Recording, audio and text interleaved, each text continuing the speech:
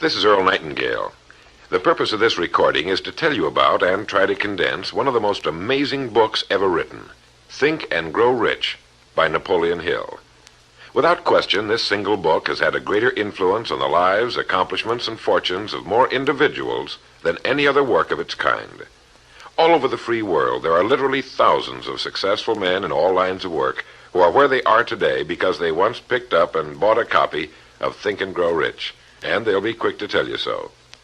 I first discovered this remarkable book in the fall of 1949. It was of enormous help to me. It helped me decide once and for all how I was to accomplish my goal.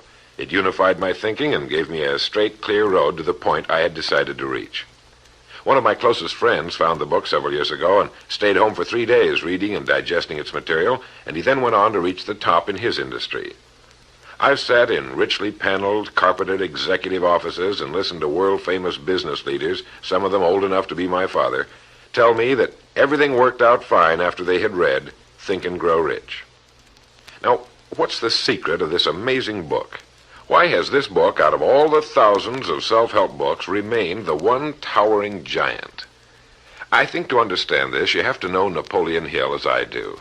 He certainly was not the first man to be appalled at the poverty and seemingly endless struggle and lack of direction he saw about him as a boy and as a young man, nor was he the first to write on the subject. But he possessed two unique, highly developed abilities seldom found in one man. The first was in the manner in which he approached his subject. Napoleon Hill went after the answers to achievement in the same way a scientist seeks to open to the light of reason a secret of nature. He went after the solution to accomplishment in the same way Thomas Edison discovered the solution to the electric light, relentlessly, indefatigably, implacably, until the truth, which had been there all the time, was revealed to him. His second important ability was the knack or skill of writing about his findings in such a way that it was instantly understood intellectually, but what is perhaps even more important for this particular subject, understood emotionally as well. When the last page of Think and Grow Rich was read, the hand which put the book down on the table was a different hand. The man who then stood and walked out into the world was a different, a changed man. The suffocating, entangling webs of self-imposed frustration and indirection had fallen away, and now the way was clear. The man was now the possessor of the unique, unseen talent for turning dreams into reality, thoughts into things. So-called fate or the idle effects of exterior circumstances were no longer in command. He who had been a passenger was now, suddenly, the captain.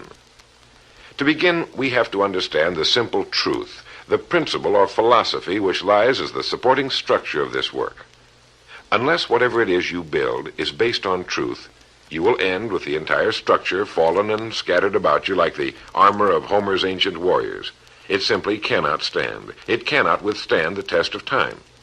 The reason Think and Grow Rich has withstood the test of time is because it rests on the broad, clean foundation upon which may also be found every accomplishment of man, the clear, unchallengeable fact that everything begins with an idea. A philosophy based on the fact that riches of every kind begin with the state of mind, that one may start with nothing but thoughts, ideas, and organized plans. Thoughts are things, incredibly powerful things, when mixed with definiteness of purpose, persistence, and a burning desire for their translation into material objects or riches, riches being whatever it is you happen to want. Wise men have been saying this for centuries, and just recently Charles A. Cerami wrote, "The truth is that the human mind is as real an organism as any muscle in the body, but far greater in potential power, and like muscle fiber, it can be strengthened to lead on to unimagined conquests." So this, then, is the truth on which Think and Grow Rich is based. If you know what you want, and if you want it strongly enough to muster the kind of persistence that simply cannot be stopped, you will most certainly achieve it. By controlling your mind, you can control your destiny here on Earth.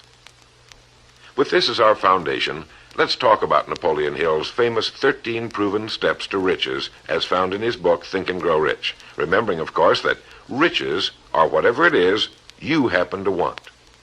And right here, let me make two important points.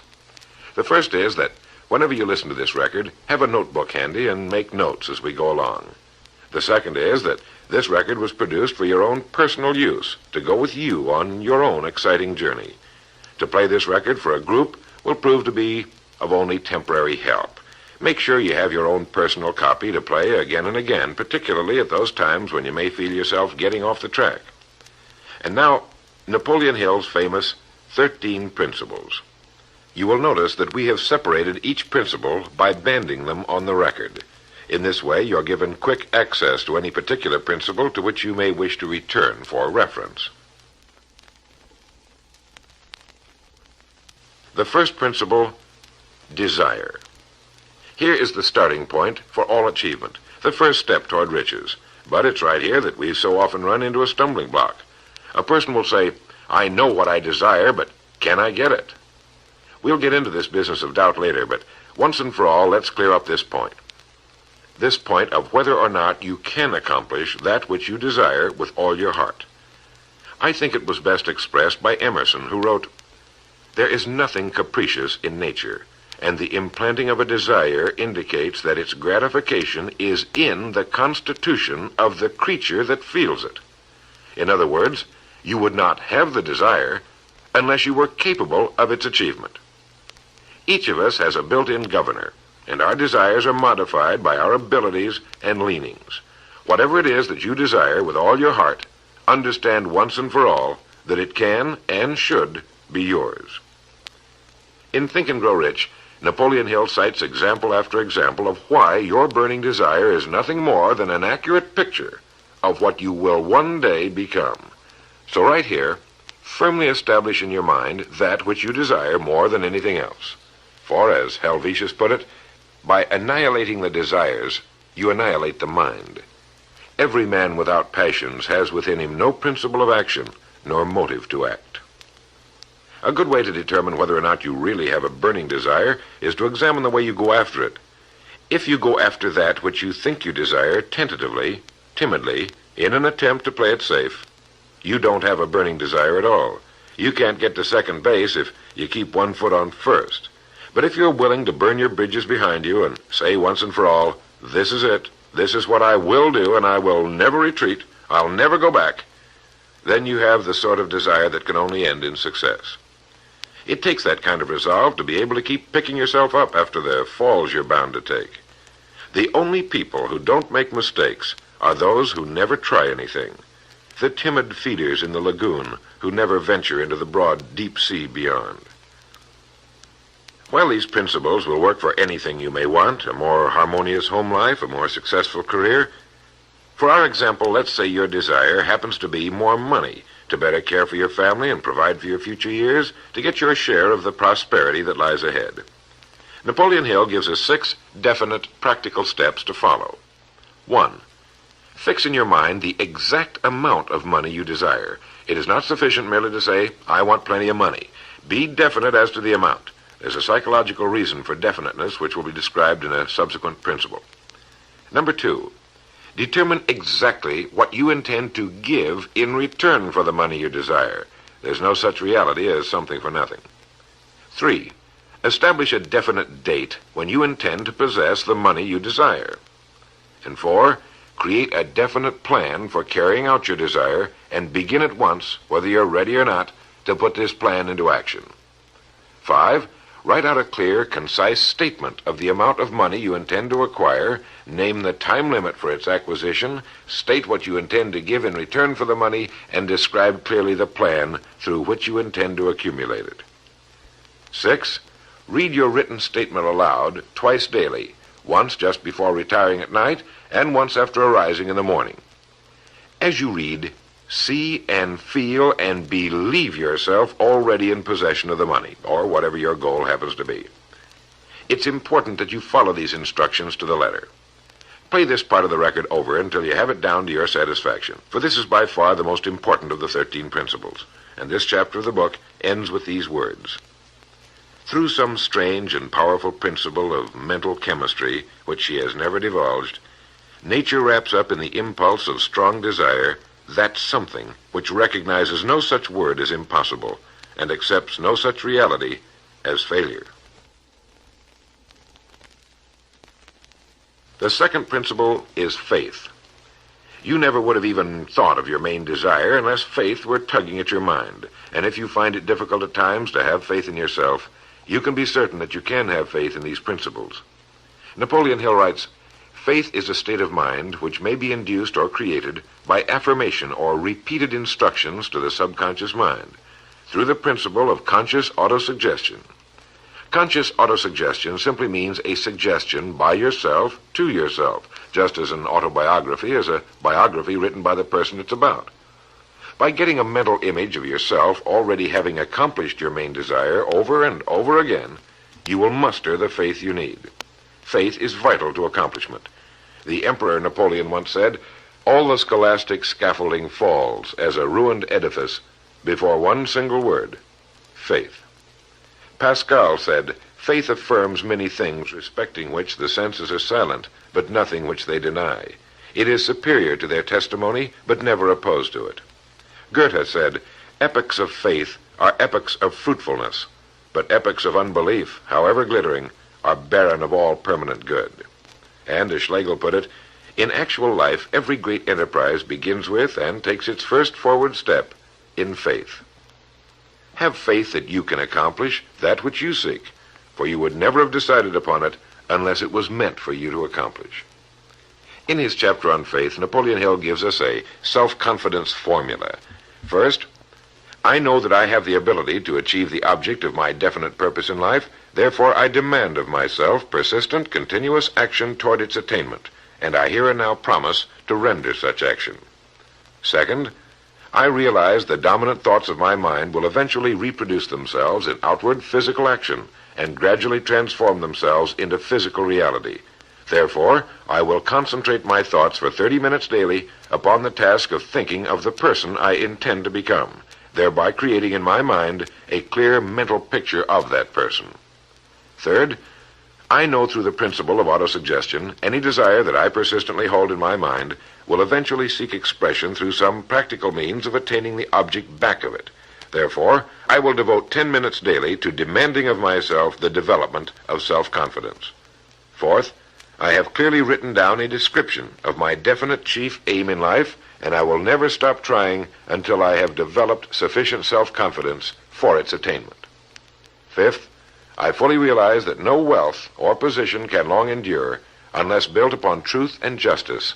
Therefore, I will engage in no transaction which does not benefit all whom it affects. I will succeed by attracting to myself the forces I wish to use and the cooperation of other people. I will induce others to serve me because of my willingness to serve others. I will eliminate hatred, envy, jealousy, selfishness, and cynicism by developing love for all humanity, because I know that a negative attitude toward others can never bring me success. I will cause others to believe in me because I will believe in them and in myself. In rereading Think and Grow Rich so that I could write this condensation for recording, I was forcibly struck all over again by this great chapter on faith, particularly the examples of how some of the world's greatest men have accomplished what appeared to be impossible through faith. The third principle is autosuggestion. Now, we've already touched on this. This chapter of the book tells us how, through repeated suggestion, the subconscious mind can be put to work for us. It is the faculty of being able to concentrate your mind on your burning desire until your subconscious mind accepts it as fact and begins to devise ways of bringing it about. Here is where hunches come from, sudden flashes of thought or inspiration, guidance. The instructions given in connection with the 6 steps in the second chapter will now be summarized and blended with the principles covered by Napoleon Hill's chapter on autosuggestion. First, go into some quiet spot, perhaps in bed at night, close your eyes and repeat aloud, so you may hear your own words, the written statement of the amount of money you intend to accumulate, or a careful reaffirmation of whatever your goal happens to be, the time limit for its accumulation, and a description of the service or merchandise you intend to give in return for the money. As you carry out these instructions, see yourself already in possession of your goal. For example, suppose that you intend to accumulate $50,000 by the 1st of January, 5 years from now, that you intend to give personal services in return for the money in the capacity of a salesman. Your written statement of your purpose should be similar to the following. By the 1st day of January, 19, whatever it happens to be, I will have in my possession $50,000, which will come to me in various amounts from time to time during the interim. In return for this money, I will give the most efficient service of which I am capable, rendering the fullest possible quantity and the best possible quality of service in the capacity of salesman of, and here describe the product or service you intend to sell or whatever it is you do for a living. It goes on. I believe that I will have this money in my possession. My faith is so strong that I can now see this money before my eyes. I can touch it with my hands. It is now awaiting transfer to me at the time and in the proportion that I deliver the service I intend to render in return for it. I am awaiting a plan by which to accumulate this money, and I will follow that plan when it is received. Second, repeat this program night and morning until you can see in your imagination the money you intend to accumulate. Third, place a written copy of your statement where you can see it night and morning and read it just before retiring and upon arising until it's been memorized. As you carry out these instructions, you are applying the principle of auto-suggestion. The fourth principle is specialized knowledge. It is here that I think Napoleon Hill makes a very important point. Knowledge is power only to the extent that it is organized into a definite plan of action and directed to a definite end. To quote from the book, before you can be sure of your ability to transmute desire into its monetary equivalent, you will require specialized knowledge of the service, merchandise, or profession which you intend to offer in return for fortune. Perhaps you may need much more specialized knowledge than you have the ability or the inclination to acquire. And if this should be true, you may bridge your weakness through the aid of your mastermind group. More on this later, but for now realize that you must learn all you can about your specialty. Set aside a definite time every day for learning more about what it is you do for a living. Take the courses that are offered on your subject and associate with men who know your business well. The fifth principle is imagination. The imagination is literally the workshop wherein are fashioned all plans created by man. The impulse, the desire, is given shape, form, and action through the aid of the imaginative faculty of the mind. It has been said that man can create anything he can imagine. As Napoleon Hill says and teaches, whatever the mind of man can conceive and believe, it can achieve. Man's only limitation within reason lies in his development and use of his imagination and subsequent motivation to action. The great leaders of business, industry, finance, and the great artists, musicians, poets, and writers became great because they developed the power of self-motivation. Incidentally, one of the best books ever put together on this subject, if not the greatest, is Success Through Positive Mental Attitude by Napoleon Hill and W. Clement Stone. I suggest you get a copy from your bookstore at your earliest convenience. If your bookstore happens to be out of the book, you may obtain a copy by writing to the address on the label of this record. As you go about your daily work, think constantly of ways in which it could be done better, more efficiently. Think of the changes that are inevitable. Can they be made now? And if you feel limited, remember the words of the late Frank Lloyd Wright. He said, "The human race built most nobly when limitations were greatest, and therefore when most was required of imagination in order to build it all. Limitations seem to have always been the best friends of architecture." As you build your future from this point onward, don't concern yourself with limitations, but remember that they may be your best friends, since they require imagination if we're to rise above them. And as Beecher said, the soul without imagination is what an observatory would be without a telescope. Now, if you'll turn this record over, we'll get to the sixth principle. The sixth principle is organized planning. You have decided on your desire, your goal. Now let's organize the plan for its accomplishment, right on schedule.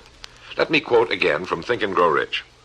You have learned that everything man creates or acquires begins in the form of desire. The desire is taken on the first lap of its journey from the abstract to the concrete in the workshop of the imagination, where plans for its transition are created and organized.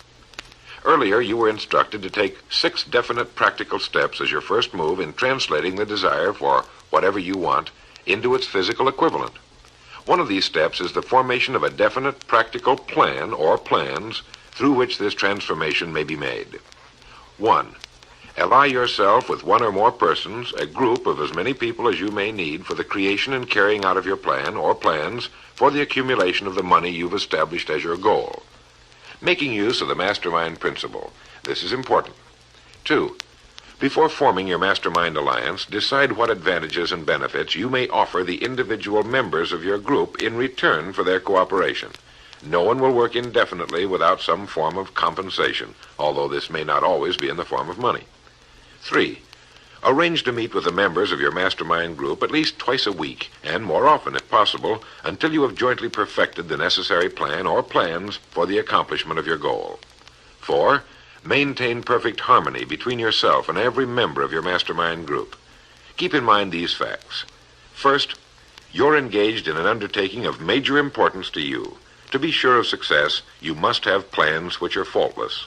Second, you must have the advantage of the experience, education, native ability, and imagination of other minds. This is in harmony with the methods followed by every person who has risen above the average. Work at this until you have a well-executed formal plan for reaching your objective. In this way, you're never confused or wondering what you should do next. Every morning you know exactly what you're going to do and why. It is in this chapter of Think and Grow Rich that Napoleon Hill gives us his 11 qualities of leadership. 1. Unwavering courage. 2. Self-control. 3. A keen sense of justice. 4. Definiteness of decision. 5. Definiteness of plans. 6.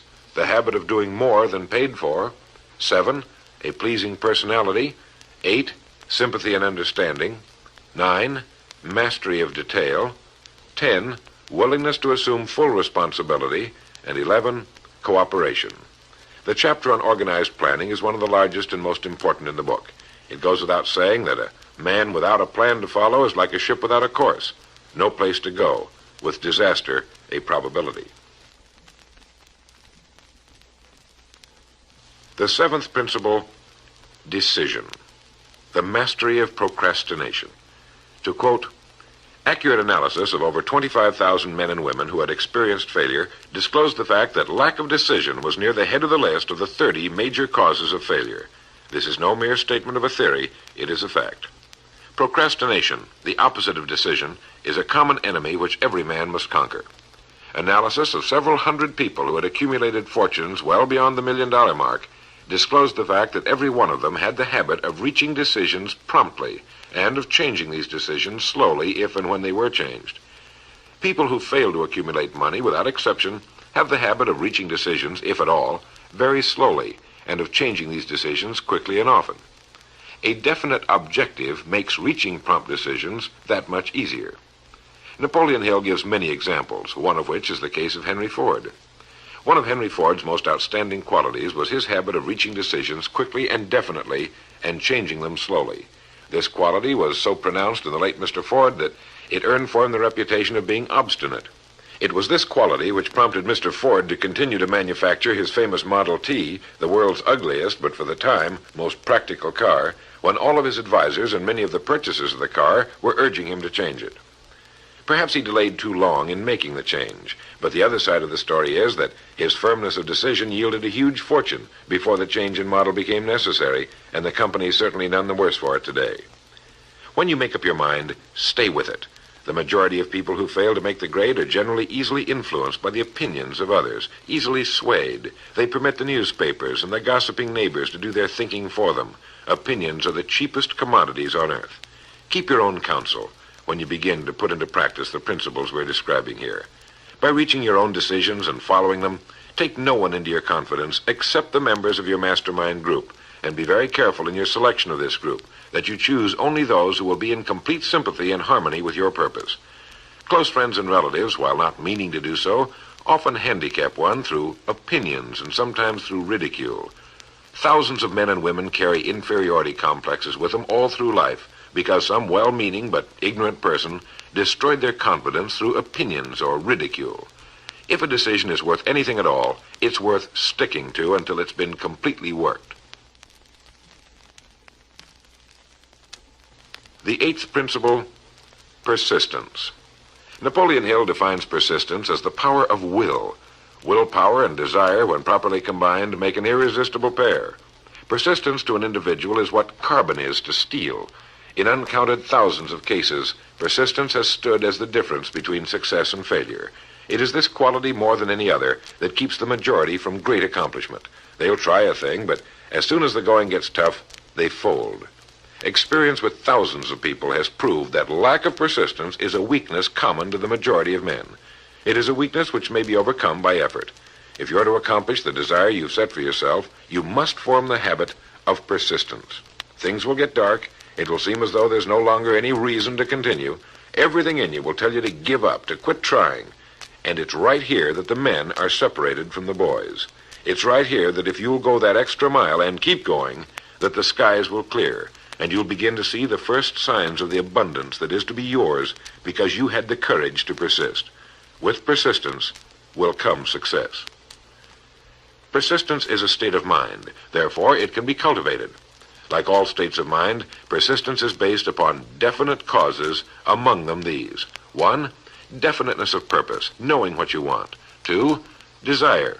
3, self-reliance. 4, definiteness of plans. 5, accurate knowledge, knowing that your plan is sound. 6, cooperation. Sympathy, understanding, and harmonious cooperation with others tend to develop persistence. 7, willpower. 8, habit. Persistence is the direct result of habit. The 9th principle, power of the mastermind. It is in this section that Napoleon Hill describes the importance of forming a group of individuals sympathetic to your desire. They may be individuals with similar plans. A mastermind group can be made up of 2 or more individuals.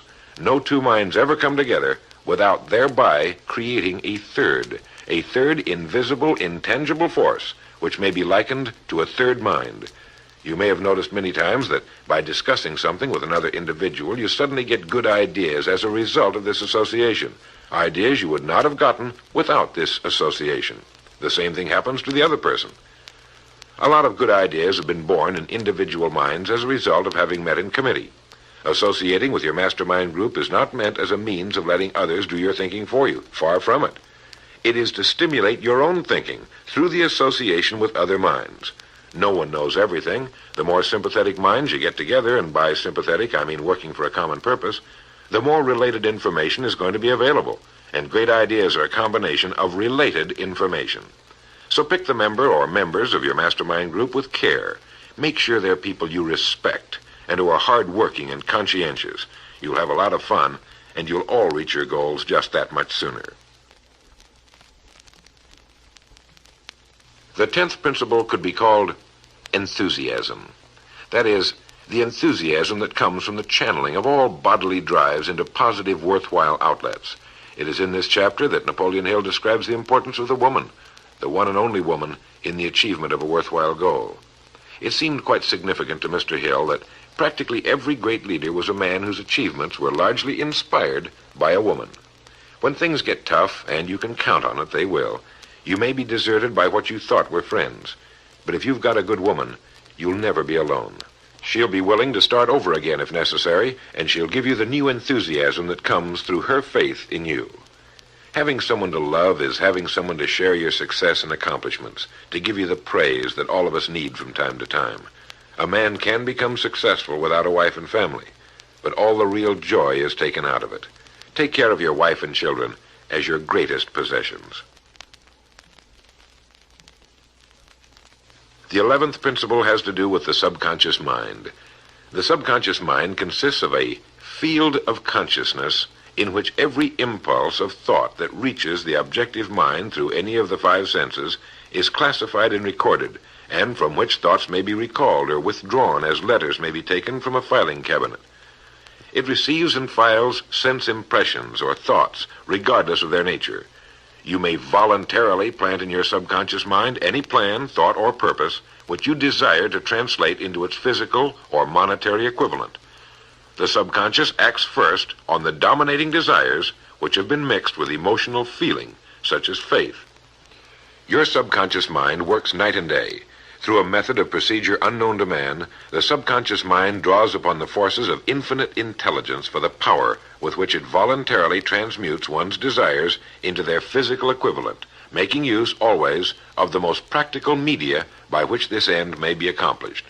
You cannot entirely control your subconscious mind, but you can voluntarily hand over to it any plan, desire, or purpose which you wish transformed into concrete form. No one knows very much about what we call the subconscious or unconscious mind. We do know that it is incalculably powerful and can solve our problems if we go about using it the right way. And the best way is to hold in your conscious mind as often as possible a clear picture of yourself already having accomplished your goal. You know what you want, define it clearly, and then project it on the motion picture screen of your mind. Hold it. See yourself doing the things and having the things you'll have when your objective will have been reached. Do this as often as possible as you go about your daily work, and particularly at night, just before you go to sleep, and the first thing upon arising. As you do this, your subconscious will begin to lead you in the most logical ways toward your objective. Don't fight it. Follow your sudden hunches, the ideas that come into your mind, knowing that it's your subconscious trying to get through to your conscious mind. If you'll keep at this, you'll be amazed and delighted by the wonderful ideas that just seem to come from nowhere.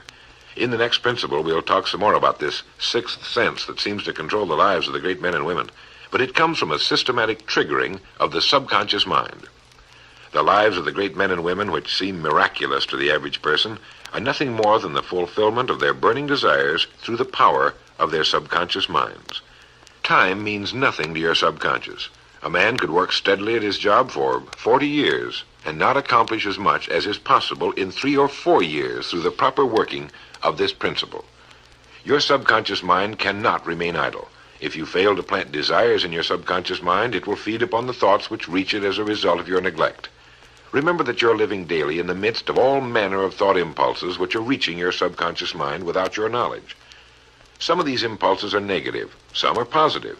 You are now engaged in trying to help shut off the flow of negative impulses and to aid in voluntarily influencing your subconscious mind through positive impulses of desire.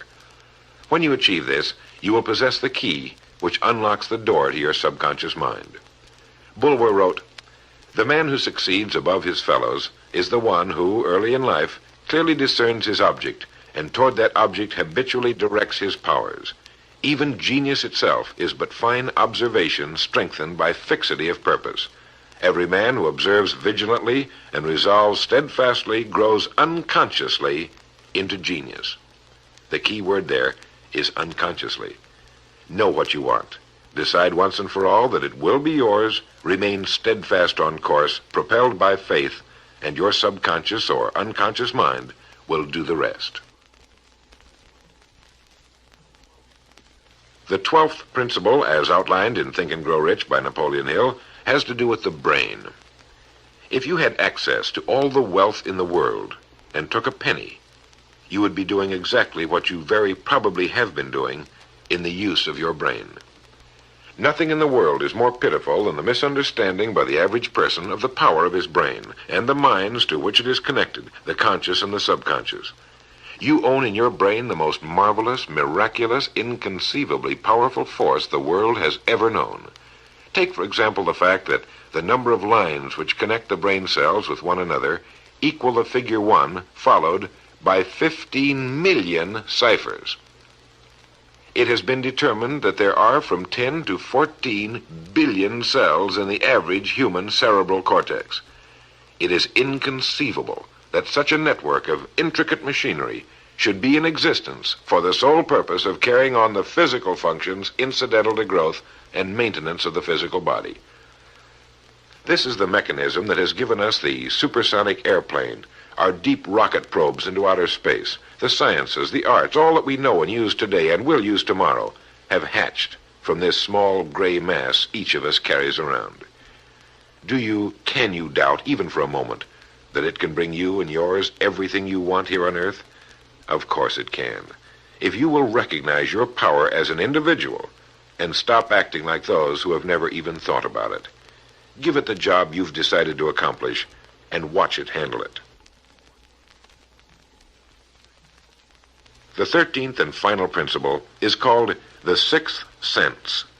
The sixth sense can be described as the sense through which infinite intelligence may and will communicate voluntarily without any effort from or demands by the individual.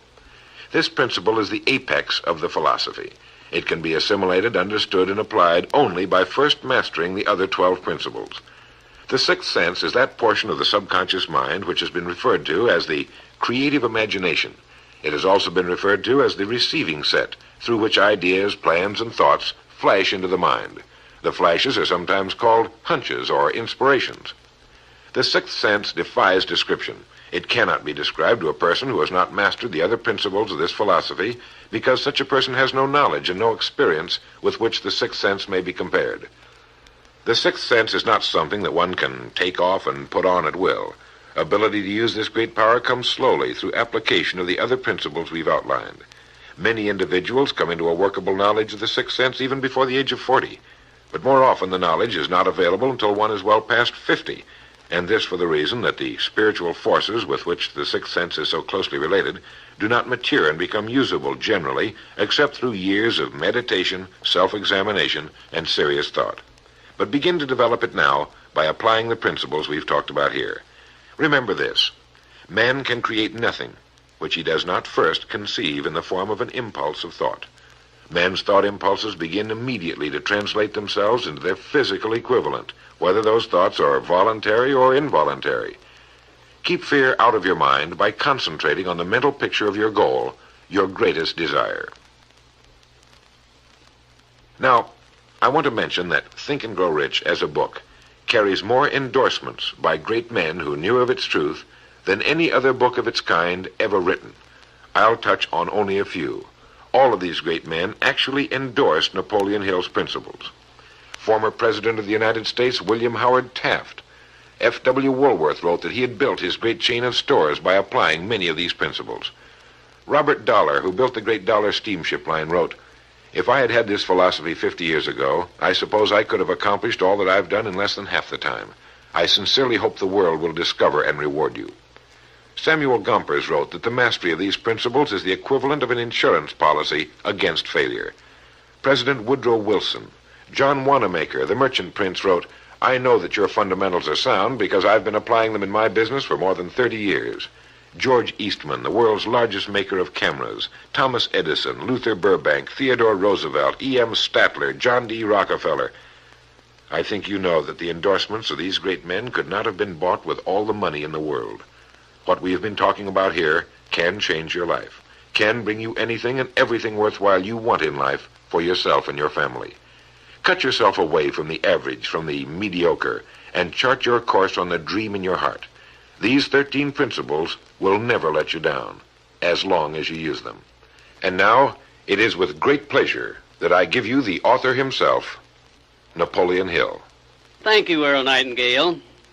The message which you who are listening have just heard has brought you within 3 short steps of the supreme secret of success. The same secret which has brought happiness, peace of mind, and financial success to countless thousands of people who have read Think and Grow Rich.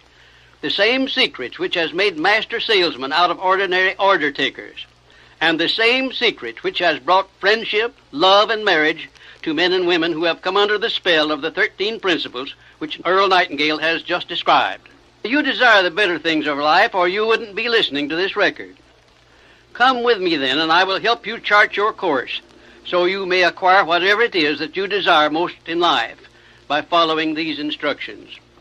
1. Condition your own subconscious mind to work for you while you sleep as well as when you are awake. You can do this by playing this record to yourself every night just before you retire. Then, before you go to sleep, after hearing the record, write out a clear statement of what you wish to accomplish the following day, and request your subconscious mind to work during the night and provide you with the plan you will need to achieve your purpose. 2. Form a personal mastermind group of 2 or more people who are closely associated with you. They can be members of your family, your business, or your professional associates, or people who work where you are employed. And play this record in their presence at least once a week. After you have done this, engage in a friendly roundtable discussion of the 13 success principles, and request each person in the group to participate and to look for inspirational ideas which may help him or her to become more successful. 3. Beginning now, follow the habit of rendering more service and better service than that which is expected of you, and do it in a pleasing, positive mental attitude. This will make friends for you, it will increase the value of your services, and it will attract opportunities by which you may get from life whatever it is that you most desire. Follow these instructions to the letter, and you will surely see the day when you can express a prayer of gratitude for having had the privilege of hearing and acting on the message which Earl Nightingale has given you through this record. And now, may I reach out across the space and the time which separate us and offer you a hand of friendship and a sincere prayer that you will be blessed with a richer and a fuller life because of this message. Your big opportunity may be right where you are now. Follow these instructions faithfully, and it will reveal itself to you. This is Napoleon Hill saying, don't search for opportunity in the distance, but recognize it and embrace it right where you are.